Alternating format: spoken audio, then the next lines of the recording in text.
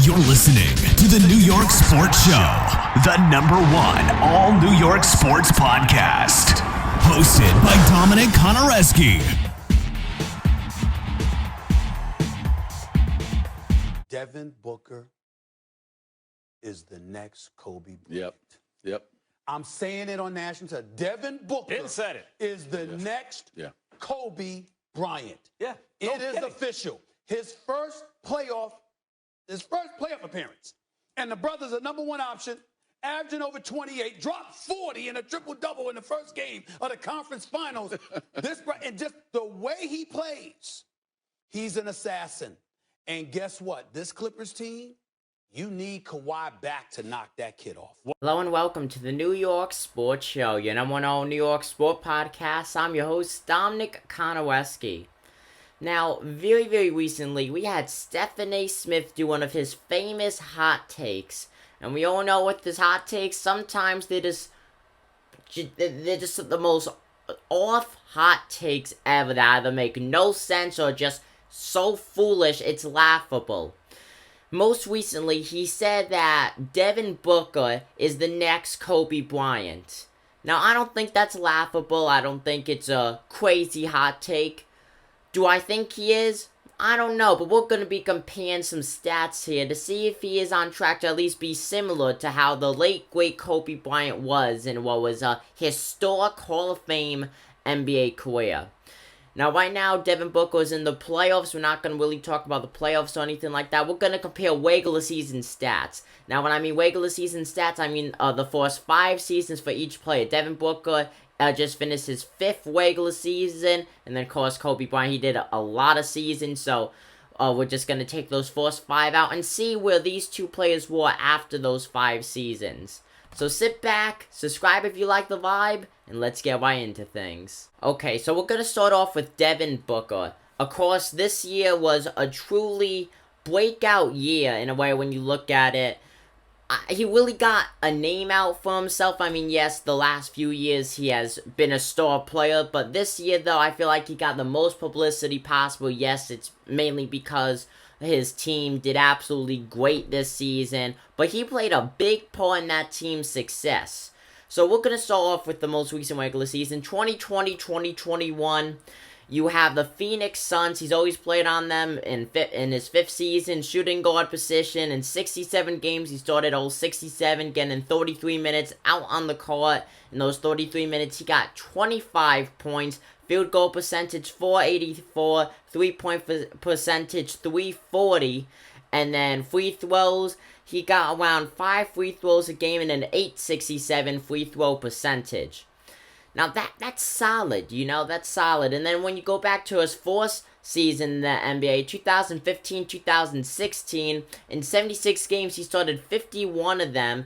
In those 51 games, he got 27 minutes on average, getting 13 points. Now, I just want to add, this is his one and only season. Yes, it was his rookie season, but it was his one and only season that he did not get 20 points a game. As his sophomore season and beyond, he got well over 20 points, which is very impressive, especially with all due respect for the team. The Phoenix Suns were not a good team until really the last 2 seasons. So the fact that he was doing this in 2015 when they were still considered a quote-unquote laughing stock is something totally and truly amazing.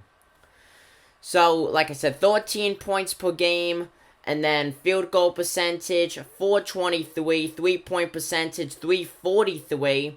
Free throws, around 2 free throws a game. That's an .843 free throw percentage. So with that said, a solid player right from the get-go. Did he have the best rookie year? Point-wise, no, he did not. But his 5th year, though, very good. And when you look at it, even last season, 2019-2020, he got 26 points. Now, he actually ended up tying it. He got the same amount of points per game. If you look at it decimal point-wise, in 2018 and 19 and 2019 and 20, he got 26.6 points per game. And that was in 35 minutes played and then 35.9 minutes played. So very similar numbers in the last 2 seasons prior to this one. And you know what? He came, he produced. That is GOAT status right there, folks. So going now to Kobe Bryant, first NBA season, 18 years old, Los Angeles Lakers. I can't imagine what that must have been like, to be honest with you guys. You know, coming up, you're only 18 and you're doing your first season in the NBA. That's something to remember. So, in 71 games, he started 6 of them, getting 15.5 minutes per game. In those 15 minutes, he only got 7 points per game. Now, when you think about it, for someone like Kobe Bryant, you're like, what? But overall, though, that's solid, okay? He almost scored every other minute when you look at it when he was on court. So, I think that's a nice, solid number for someone who only got just above 15 minutes if you look at it decimal point-wise. Field goal-wise, 417 field goal percentage, 375 3-point percentage, free throws, around 1 free throw per game, 819 free throw percentage. And when you look at his 5th year in the NBA, 2001, 2002, 2001, overall, he did absolutely amazing. 68 started those 68 games. Okay, and then you have 28 points. He went from 7 points to 28 points in the span of 5 seasons. Okay, that's something that Devin Booker did not do. Okay, that's something he did not do. Yes, he went from 13 points to 26 points. That's a good gain. Okay, that's a 13-point on average game. But when you go from 7 points to 28 points, that's over 21 points. When you look at all the decimals and stuff, that is very hard to do. Yes, I mean, 5 seasons, that's a lot of games, a lot of minutes, a lot of time, a lot of experience. But that is very hard to do in that kind of time frame, at least. And I want to add, and he was climbing up 2nd season, 15.4 points. 3rd season, 19.9. And then you have 22.5 and then 28.5. Now, in 2000, 2001, you had 40 minutes played. In those 40 minutes, he got 28.5 points. Field goal percentage, 464. 3-point percentage, 305. Free throws, around 7 a game. That's nice, okay? Now, Giannis Antetokounmpo, he wishes he could get 7 free throws a game. I mean, yes, he overall does, but by the time he shoots that 7th free throw, the game's over. Now, if you get that joke, let me know in the comment section down below. And then, free throw percentage, 853 free throw percentage, nice and solid there. Now, going back to the whole GOAT thing. Devin Booker is a great player. There's no doubt about that. But Kobe Bryant is a greater player. There's going to be no one like Kobe Bryant ever in the NBA.